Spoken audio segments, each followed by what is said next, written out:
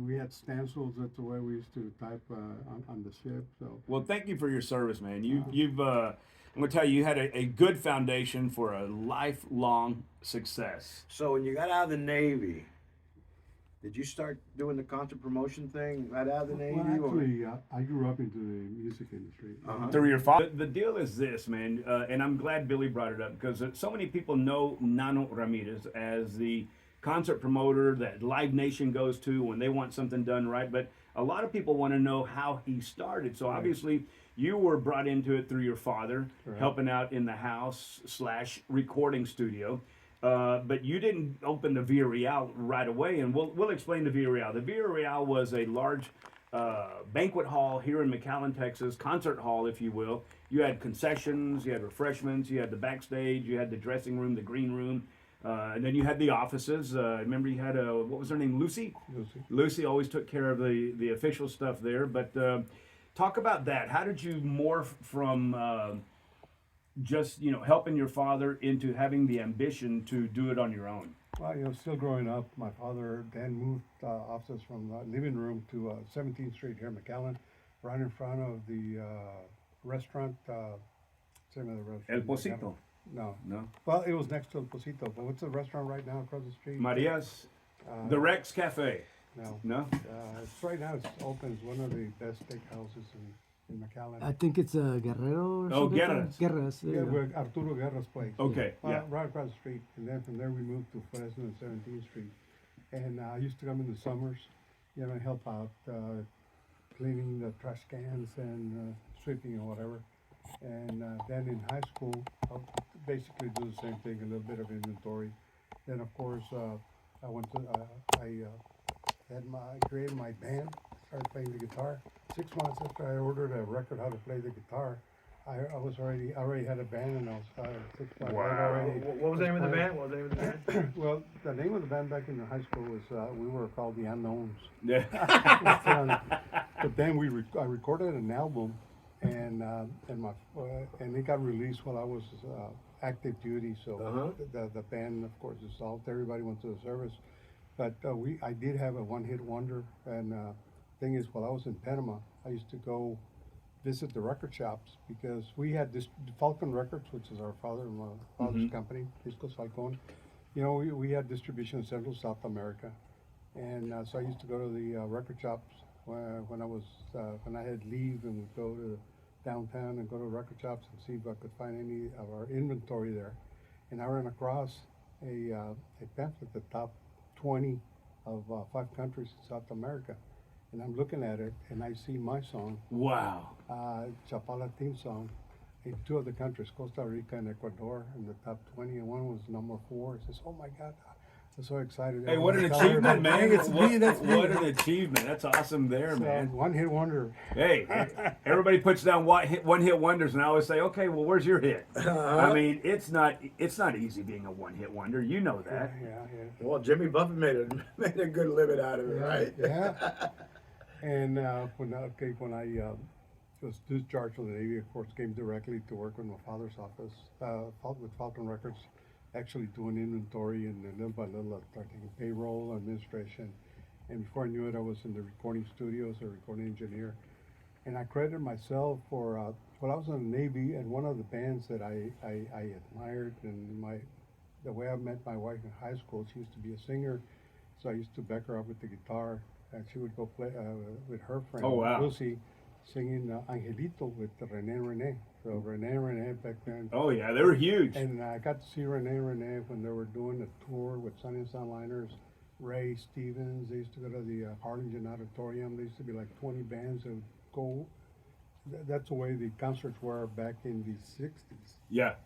And so playing the guitar and on Renee back then. And when I got out of the Navy, while I was in the Navy, my father sent me a clippings that he had just signed Renee. After Angelito, Renee Wow. disappeared. So he got him back in the studio, and they recorded an album, of course, 12 songs, 6 singles. And they released the first 2 singles and 0 sales. Yeah. So Zero sales. Zero sales. So, Well, that's a cold slap in the face. Hey, you're listening to the Living Large Theater So- podcast. Gary Rodriguez, Billy Santiago, super producer, and our guest today is the legend, Nano Ramirez. We want to thank you for giving us a little bit of your time here with the Living Large Theater. You know, we've been trying to get Nano on. We finally have him on, and I think that you're going to learn a lot from him. Obviously, we'll probably got to bring him back because we do 30-minute shows, and Nano's lifetime covers years and years and years. I don't think we're going to be able to cram it all in here, but I tell you what, we're going to get what we can out of him right now. So Nano, you called me about a year and a half ago, telling me that you're going to write a book, and you wanted to include a chapter in there about some shows that you did with the radio station. And one of the shows was the Ricky Martin show we had at the Villa Real. Did that make the cut? so your You have to picture- buy the book. Yeah. You have to buy the book, man. You're in the book. You got no choice. You're gonna have to give a donation. The book sells, and it's a. How do we those buy the book? customers How can our listeners buy this book? I'll describe it to you. It's La Villa Real Entertainment Center, the real road to entertainment, McAllen, Texas, the entertainment capital of South Texas. This is the story about Nano Ramirez and La Villa Real Entertainment Center. How do we get the book? Just to clarify, it's La Villa Real, and it does come from the last name Villa Real, but I cut it up in 3 words, which means the real road, La Villa Real, There you the go. real road to entertainment. Yeah. And the book, leading up to the Villa Real, just real quick, summer when I came back, I started, like I mentioned, working with my father. And my father used to host dances at the McAllen Civic Center with our artists like every 3 months. And there was a syndicate of promoters in the United States that used to promote concerts all over the United States. And I consider the #1 concert promoter and artist and personality, Paulino Bernal, doing Los Bailes Grandes on Monday. And I was encouraged that some of the Tejano bands that were not being controlled by the syndicate, that were not performing, and needed to be, people wanted to listen to them. But syndicate dictated the payment Now for the the artists. syndicate is what? Nano, is that the They Tejano Music Mafia? Is Yeah, that's what it was. Believe it or not, I can go more into details. Right now. that, we don't want to incriminate anybody here, But. And we'll talk it. Off the air. Off the There you air. go. There you go. And so they encouraged me to start, if I could get those bands to play on Tuesday nights, unheard of. It used to be Mondays because all the major cities, San Antonio, Dallas, Houston, whatever, used to have those Tejano artists, Sonny and Solana, Lil Joe, Latin Breed, On the whatever, weekends. on the weekends. Yeah. So Mondays were either for Corpus Christi or McAllen. So here I am, naive and whatever, and with some cojones, he said, man, I went against Paulino on a Tuesday. But being young and energetic, whatever, I used to throw him a 25-cent dance in Mission on Monday, and then I would have my big name bands on Tuesday. So for a year and a half, Paulino and I were, being competitive. Yeah. But, after a year and a half, all the big name Tejano bands came to my side, and but I think I did him a favor because he went into the religious. Road, and of He course, started a ministry. the ministry. Well, and that says a big, lot about you huge. being willing to take on the big dogs. I mean, that's how you make what you make, and that's how you get on the road to success, by doing what other people kind of are afraid to do. Nano Ramirez set the tone, set the pace, and set the trend. I know this for a fact when I was working with K-Tex, and we would work with you on country music shows. People in Nashville said, yeah, you go down to South Texas, you got to go through Nano Ramirez Oh, to yeah. get a show down there. Yeah. I mean, that's how much pull you had, but not just only Tejano artists, but country artists, and then you branched out when the hip-hop got big, and you started booking hip-hop shows. I mean, there's stories galore about that, and then the whole Spanish, like the Manas of the world, Enrique Iglesias, and of course, Ricky Martin. Man, you did it all now. Martin, I had him with the Villa Real. His first U.S. tour, he was 15 years old. Juan Gabriel, first show in '78. The admission price was $6.50. But didn't you bring AC/DC Ricky Martin when he was a kid with Menudo? Was that your show? Yeah, I'm proud to say that I did a lot of firsts. I had the very first worldwide biggest boy band in that time in history, which was Menudo, Yeah, and I was able to secure them to play at the McAllen. the Civic Center. No, No? the high school stadium. Is that- Sold out, 10,000 people. Oh my Wow. goodness! 12,000, Yeah. 12,000. Well, I remember we went to dinner in Far with Menudo, and Ricky Martin was just a little kid, and yeah, I guess 15, maybe 14, I don't know, but he was there, and I was sitting right next to AC Cruz. I think it was a Roundup we went to eat at, and I told AC Cruz, I said, "You see that kid right there?" I said, "That's the star of the band, not Charlie and Sergio and the other guys. I mean, they were good." They were very talented, but I could see something in Ricky Martin just sitting there being real quiet and knowing that he had that it factor. Yeah. Talk about George Strait. So Ah. you had George Strait at the Villarreal several times, 10 times. 10 times. And what was his state of mind then? Obviously, was he already a star? Well, they tell me I said this, and of course, I'll take it. It's a compliment for me.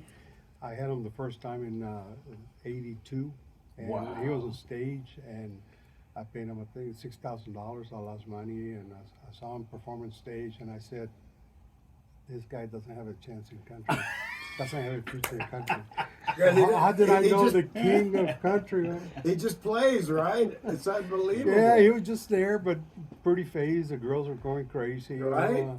But said, he doesn't have a future in country. Look at Uh-oh. him, the king of country, man. George Well, Strait. I remember one time you had Garth Brooks at La Villarreal. Halloween night. And Billy gave me tickets to the show, and I remember I was going, "What is a Garth Brooks?" I didn't even go to the show, but I should have gone because you probably had a lot to do with his success because he was totally unknown at that point. Yeah, the night before he played the Villarreal, I had him open in West Texas for Steve Warner. I paid him $800. Garth Brooks. Yeah. $800. 800. That is bucks. something else. That is Yeah. something else. Talk about Selena. You were very connected with Selena and her father, Abraham Quintanilla, and the whole band. And I say that you had a lot to do with the success that she achieved when she ultimately was leading the life about trying to cross over into the English genre of music. What was your relationship with them like? Well, fortunately, when I was in high school, there used to be dances at the Civic Center, Tejano bands, but they used to play top 40 music, Sonny and Sunliners, and even Los Dinos. Abraham Quintanilla had a band. And if you saw the movie, the Dinos at the beginning of the movie shows that he only played top 40. He played Tejano. They got run off of a club or something. And also, while I was in the Navy, talking about Rene, my father signed up Los Dinos and recorded Los Dinos' first 3 Tejano albums that are record label. So our relationship with Abraham was back in before even Selena Wow. was born, or any of his kids. Eventually, there was still the history that we knew each other. And when Selena started coming out, Selena was already huge all over the state except the Valley. The Valley, she wasn't clicking in Yeah. the Valley. Why was that, no? I have Wouldn't give her a absolutely no chance. idea. No, they would play her, but there was no demand for Selena. And Abraham used to call me every 3 months. No, I need a date. I said, "Gee, I can't pay you. I can't do this, man. It's not going to draw it." He used to get mad. He said, "God, man, it's too, Abraham's attitude, man. He could get upset real easily, and he said, "I'll hang up. I'll call you back again." 3 months later, he was persistent. And finally, he said, "You know what, Abraham? Okay, now it's time." And sure enough, the first time it was on Easter Sunday, she there and she played and sold out. The next Oh, years wow. that she played at the Villarreal, she sold out every single time. Yeah, and you brought her to the 4th of July fajita Fiesta. cook-off a few times, right? The 4th of July Fiesta. Yeah, the 4th of July fiesta. Yeah. You brought her there.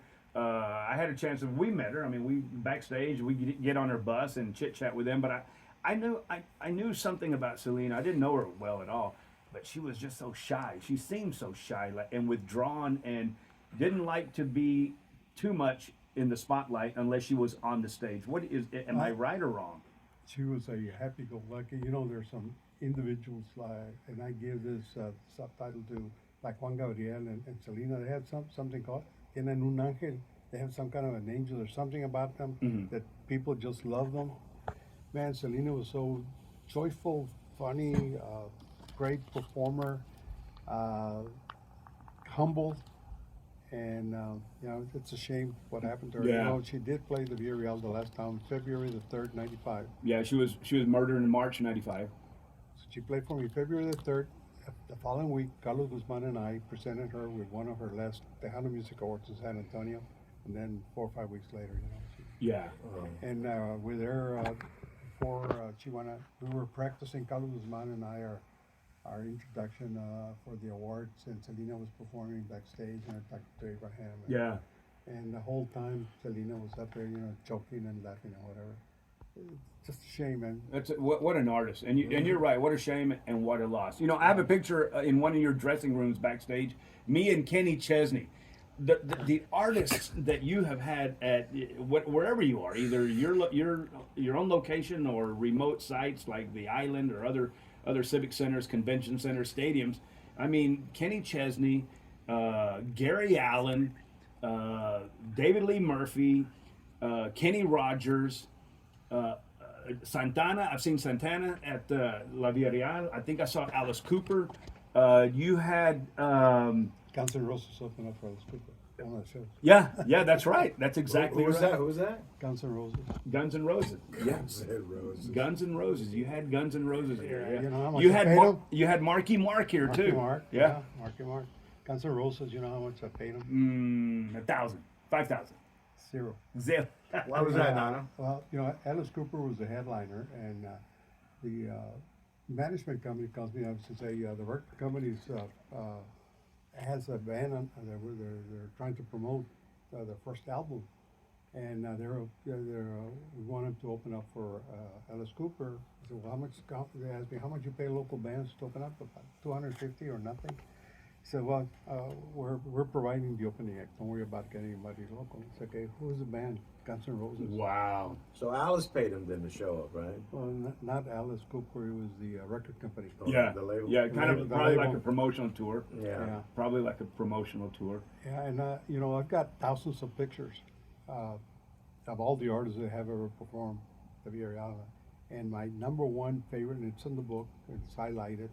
It's a black and white picture with Axl Rose in front of the stage. Oh, there you go. You'll see it, and I'll show it to you guys. Yeah. Yeah. It's probably one of the most awesome pictures. You've had Clint Black there. You've had Willie Nelson. I mean, King Black, I paid him $500 to open up in March that 1 year, and at the end of the year, I paid him 20 grand. He went from 500 to 20 grand. there you go. Hey, but you got him back. You know, you said something a while ago that you took a loss on one of the shows. I forget which one it was, but I bring that up because a lot of people think being a promoter is glamorous and you're going to make a lot of money and you're going to be very popular with everybody. But there is a certain risk involved in being that guy that puts his name on the dotted line to bring in an Alice Cooper or a Santana or a Kenny Chesney, right? What are those risks? Well, the secret was at the beginning, the 30-year history of the Villarreal. And, it was my success. You know, during that course of 30 years, I got to see, and I'm talking about hundreds of wannabe promoters. Yo, they're still out there. I know they're still out there. Yeah, absolutely. Yeah, everybody wants to be that. And but my success was that I had my own venue where I could fall back on concessions, I could fall back on merchandise sales from the artist. I had rentals. I never expected to have that many bodas, quinceañeras, fundraisers, churches, whatever. At some point, if you look at every year on the book, the beginning of the year, every chapter is every year is a chapter. At the beginning of every chapter shows every single event that was booked at the Villarreal. Yeah. And some months I was booked every day, including a bingo for Amigos of Valle or whatever. Every day. Wow. Congratulations, some months, man. So that was basically my history. I would take some losses, hit a lot of hits on the door. That's where wannabe promoters thinking that because there was a crowd, they hadn't realized that there's other revenues coming in. So that the life of the wannabe promoter would last one or two concerts after they take a big loss. Since then, after the Villarreal, it's been kind of hard, but it's the volume, and I surrounded myself. I used to do everything myself, and then my son JR came along to Yeah. be my right hand man for many years.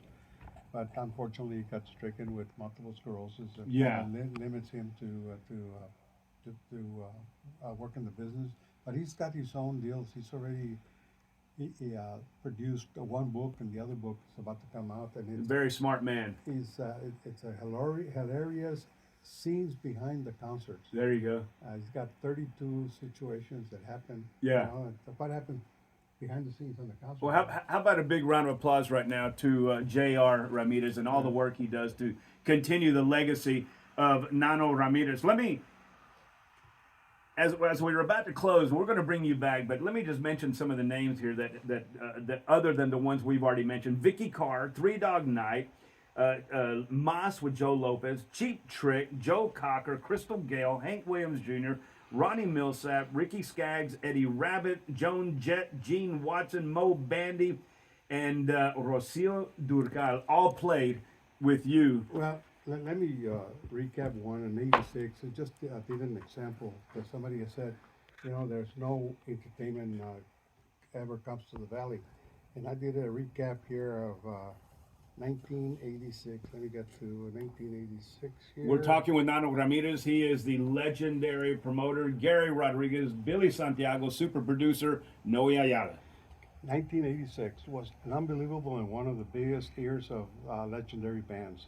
Juan Gabriel, Rocio Durcal, Gloria Estefan, George Strait, The Judds, Metallica, AC/DC, Santana, Megadeth, Robert Palmer, Ted Nugent, Yngwie Malmsteen, Queen Strike, Bret Michaels and Poison, Cinderella, Mo Bandy, Ronnie Millsap, Johnny Lee, Gene Watson, John Anderson, Mickey Gilley, Ricky Skaggs, Mel McDaniels, Joe Stampley, Sawyer Brown, B.J. Thomas, T.J. Shepard, Miles La Mafia, Roberto Pulido, Lil Joe, Carlos Guzman, Closed Circuit Boxing, etc., etc.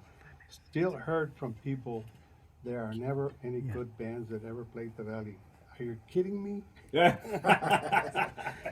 You're listening to the Living Large Theater podcast. Nano Ramirez, along with Gary Rodriguez, Billy Santiago, and super producer Noe Ayala. Make sure you reach out to us on our email address, livinglargetheater@gmail.com. Hey, talk about what you're doing now. Who do you got coming up? I know you get all the credit for introducing, I think, Midland to the Rio Grande Valley. Probably one of the most traditional country-sounding groups on tour right now.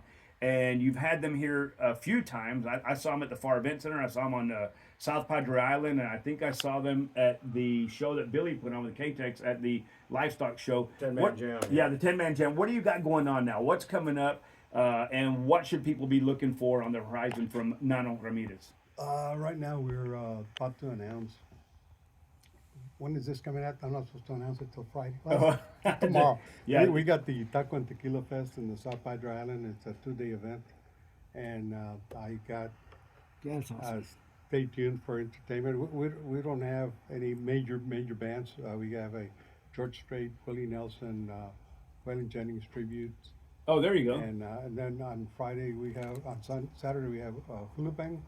Okay. I think, as a matter of fact, K-Tex just called me up and says that Jay Cantu wants to sponsor that show. There you go. Good deal. Well, as if, And, I'm sorry, go ahead. And then we got in Corpus Christi coming up. Also, we have Felipe Esparza. I got Rob Snyder, McAllen, and we're working on. Hey, that's going to be a big show, Rob Schneider. That guy's got He a can do point. it. He's got a point of Can view. do it. And got another one. We just put it on sale on Ticketmaster and with zero advertisement, and we already sold like 100 tickets. A showdown. See who was the greatest band between the Beatles and Rolling Stones. I go Beatles. How are we going to do that? We're going to take a vote, or we're going to have some. I don't know yet. It's going to be up to the public. Well, keep us posted, man. We want to help out with And that. we could put a poll as well on our podcast as well. There We'll you put go. it put it down too. Yeah, and I get 50 votes just because I'm here. Hey, Nano, Randy Rogers. And then if somebody wants to get a copy of the book, how can I get the copy of the book? Right now, it's not on Amazon, whatever. The easiest thing is, I book concerts, right? Yeah. Book them Nano, email, bookumnano@yahoo.com. There you go. Email me your phone number, address, and I'll give you instructions how to where I can get you the book. I'll sign the book for you, and you know, I got Cash App. I'll give you instructions on Cash App or Vimo, or I'll personally deliver the book if it's here in the valley. There you go. Also- Book 'em Nano. Book Bookem E-M. Nano, Nano. Bookumnano@yahoo.com. Also, we could hire Billy to go deliver them for you, Nano. We can do that as He's well. retired and has nothing else to do. Hey, as if being the #1 legendary music concert promoter in the Rio Grande Valley isn't hard enough, I'm going to start naming off some of the other businesses that Nano's been involved with that I know about. Funtime Pizza, The Workout, 23rd Street Sports Pub, Bar and Grill, Hot Spots. You said another place called The Alley. That was one that I must have missed. What was The Alley? The alley just before the yacht club. It was a team disco. We had it for 2 years, and team disco after 2 years, wasn't working out well, so we converted into the yacht club. There it is. Yeah, the Yacht Club. Blame It on Rio. Let Us Entertain You. Southern Nights. I remember South Dallas. You owned South Dallas. Well, yeah, actually, it was Southern Nights first, and then for a couple of years, it was Newton Brothers playing there. I worked many a Thursday night there. Yeah. Yeah, and you But- brought Boys to Men there, I believe. Yeah, Yeah. Boys and Man, we lost our wireless mics after their performance. Oh, That was a crazy night. That was a crazy night. I wonder who took the mics. Yeah. Billy. yeah, Billy yeah. did it. Yeah, He Billy did it. There you go. Hey, we're talking with Nano Ramirez. He is the legendary promoter, host, and businessman here in the Rio Grande Valley. We want to give credit to Nano and Nano's son, J.R. Ramirez, for keeping the flame going. And you know, it isn't easy doing what he does or doing what they do, but they persist, and they persist in being successful. And I know over the years, you know, when you started, concert promotion was done this way. Now in 2023, it's just a whole different ballgame. How do you make that adjustment? You know, like I was saying earlier, it was just me independently, myself. Then my son came along, and we could do everything to produce a show between ourselves. Ever since then, I was fortunate enough that I got the opportunity to remodel the Far Event Center, and it was my home for 10 years. During the latter years of that, I encountered a couple of, I call them my new young guns, and an old friend that helped me promote back in the days also. So I shout out to Rich Novello, Nestor and Carlos, Nestor Garza and Carlos Castillo. They're fantastic in social media, so that's been the biggest, huge difference. Do you have somebody who social does your? media. Do you have somebody who does your social media for you? Yeah, those two guys, Do they're they? Okay. amazing. They're also street people that go out and with the street team with posters, and they're very good. Mhm. Oh, yeah. Selling tables and helping promote the event. So they've been a big plus to me, and we call our group the A-Team. There you go. True professionals. Billy, take us out, man. All We're right. with Nano Ramirez. Billy's going to close us out, but he's going to give all the props to Nano Ramirez. And Nano, thank you so much for making time for being here with us. We know you're a busy boy. Hey, where do I send the bill? Billy Santiago. You listen to Living Large Theater Podcast. You can find us on Spotify, iTunes, Google Play, Amazon Prime, the iHeart Podcast Network. If you want to be a sponsor of this fine show, give Noe, our producer, a call, 956-451-1633. Make sure you rate the podcast, share it with a friend, leave us a comment. And if you want to get a hold of us, here's our email address, livinglargetheater@gmail.com. Until the next time, hey, keep living large, because you know why? Because we will be living large. Amen.